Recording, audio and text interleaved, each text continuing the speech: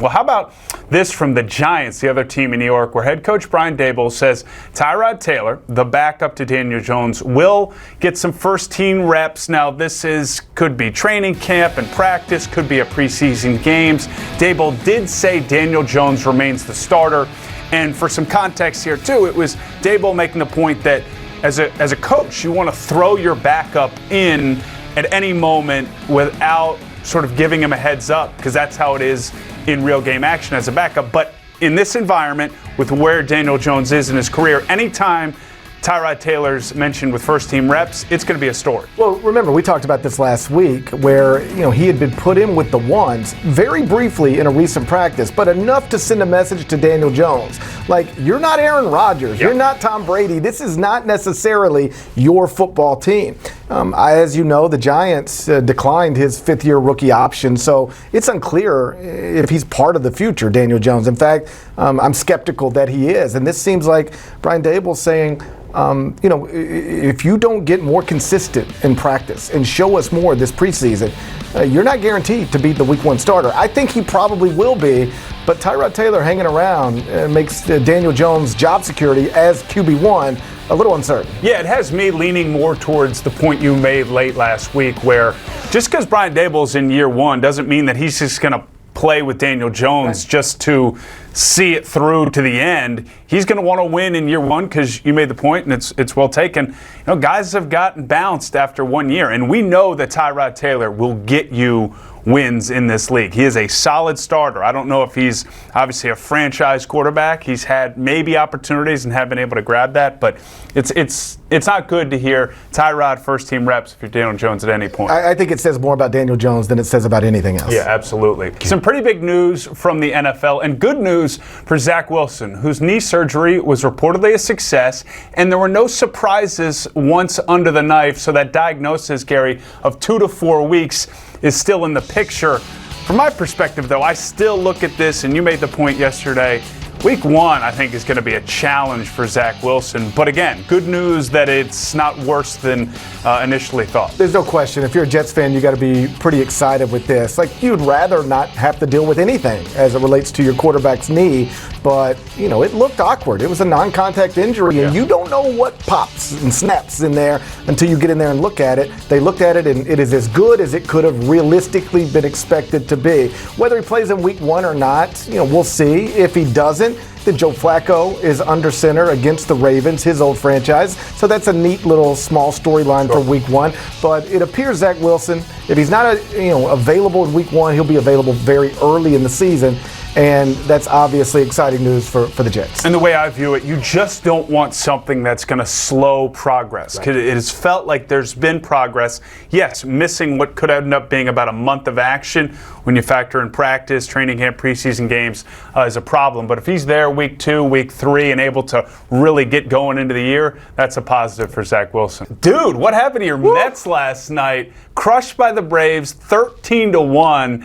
And the lead in the NL East, it's shrinking. Down to 4.5 games. You're in good spirits, too, by the way, after that. Well, I try to shake it off. There's always another game tonight, but that was a nightmare. I mean, thank God I had the Better Call Saul series finale. Yeah, I saw that tweet come in later. Nothing about the game. I needed something to keep me distracted from this. Down 3-0 in the second, 5-0 in the fourth, 13-1 in the sixth. The Mets used 5 different pitchers, and the only one who didn't give up a run was Darren Ruff. And that's notable because he's not a pitcher.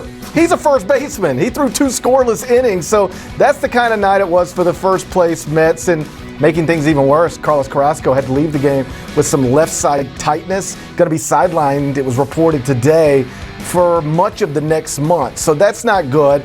It was starting to look like the Mets were maybe going to pull away in the NL East. Last night was a reminder that that's probably not going to happen, though it should be noted, once the Mets get through this string of games, the back part of their schedule is much easier than the Braves, and that's why, like 538, for instance, still gives the Mets an 83% chance to win the NL East. They're still on the right track, but that was rough stuff last night. Well done. Positive, looking forward, but also acknowledging the problems. Better luck to your boys tonight. To the NBA, where the full schedule will be released tomorrow afternoon. But GP, we have a preview of some opening night games, and There's some good ones here. 76ers, Celtics, Lakers, Warriors. We talked about Christmas games yesterday, but these opening nighters have you fired up as well. Yeah, for sure. You get the champs and the runners-up and LeBron and a big market Embiid, Harden, Philadelphia 76ers team. My only hope is that the Lakers are actually good because you would like to spend the opening night of the NBA season watching a competitive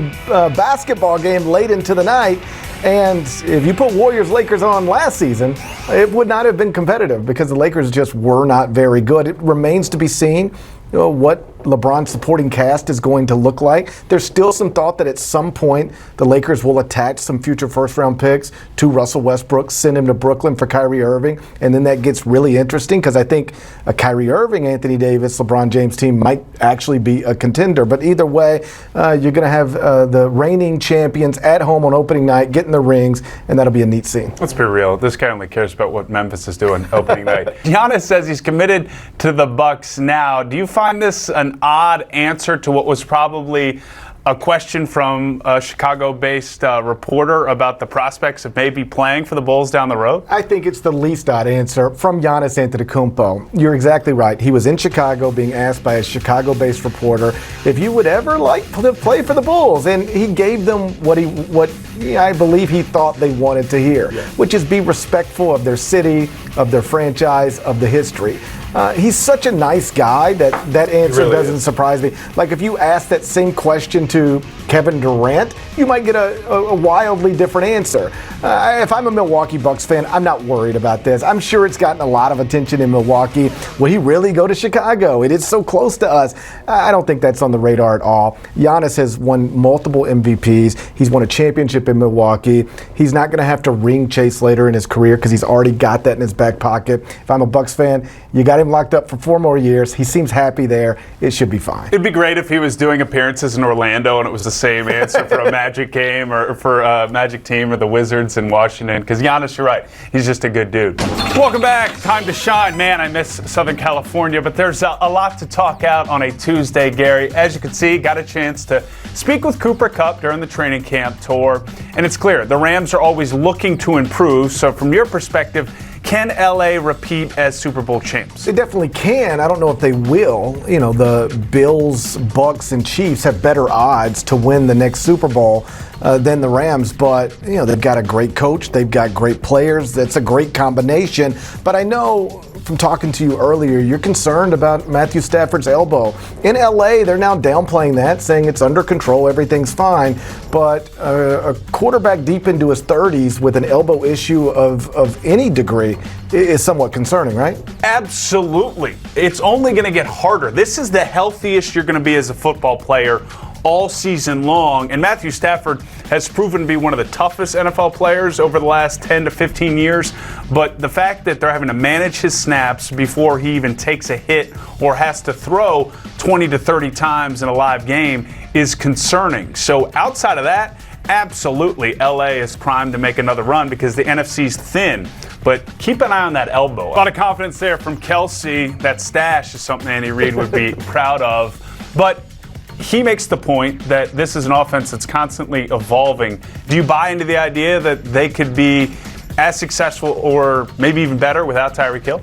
Yes, but not because they don't have Tyreek Hill, but because they still have Patrick Mahomes. Like, he makes average weapons good and good weapons great. And I'm just a big believer in that guy. Now, you know, he's got to have time to throw the ball. We saw what that looked like in the Super Bowl a couple years ago. But you give him time to get comfortable, he can just pick defenses apart. And like I said, like losing Tyreek Hill, that matters. But this is still a team that I could easily see being good enough offensively to go back to the Super Bowl. Two things. Travis Kelce has a smile and a great stash because he knows he's going to get targeted a whole lot more. And he's already one of the most targeted players in the NFL. And I think without Tyreek Hill, they will no longer scare defenses to the degree they did when he was there. But I think they'll play more on schedule because from my perspective, and even talking to Patrick Mahomes about this over the last couple of years, with Tyreek, with his ability to do what he can do, it at times makes you think, all right, we can take a shot here. And then you get off schedule and maybe you're off the field quicker than you want, or you make a throw that leads to a turnover. I think they're going to have to be more disciplined without that luxury, which could end up helping them. But, man, they're going to miss having the cheetah streaking down the field. I know that's going to be real. To Major League Baseball, where the Dodgers, Gary, got bad news on starter Walker Buehler, who will have season-ending elbow surgery. Speaking of elbows, now the Dodgers are the still betting favorite to win the World Series, but should they be? Let's talk it out. I'm not sure, because the Dodgers are going to finish, I think, with the best record in baseball. But when you lose a guy like Walker Buehler, you lose something really important. This is somebody who has done it in the postseason. He's a two-time All-Star. He was spectacular in Game 3 of the 2020 World Series. So even though he wasn't great this season while healthy, his ERA was above 4, he could still always turn it on and go get a win for you in the NLCS or in the World Series. And now think about what could happen to the Dodgers. They end up in, let's just hypothetically end up in NLCS against the Mets. What happens when the Mets are going DeGrom, Scherzer in Game 1 and Game 2, and you don't have Walker Buehler? And it should be noted, Clayton Kershaw right now is also on the injured list. What if you don't have him? The Dodgers are still super strong, but I would take that Mets rotation against the Dodgers rotation right now. And if you go into a 7-game series, the team with the stronger rotation usually has a bit of an advantage. Yeah, you're feeling, I can see. He's not letting 13-1 get to him on a Tuesday that we're talking it out on. Thank you for watching. Please like and subscribe, and don't forget to hit the bell for more videos.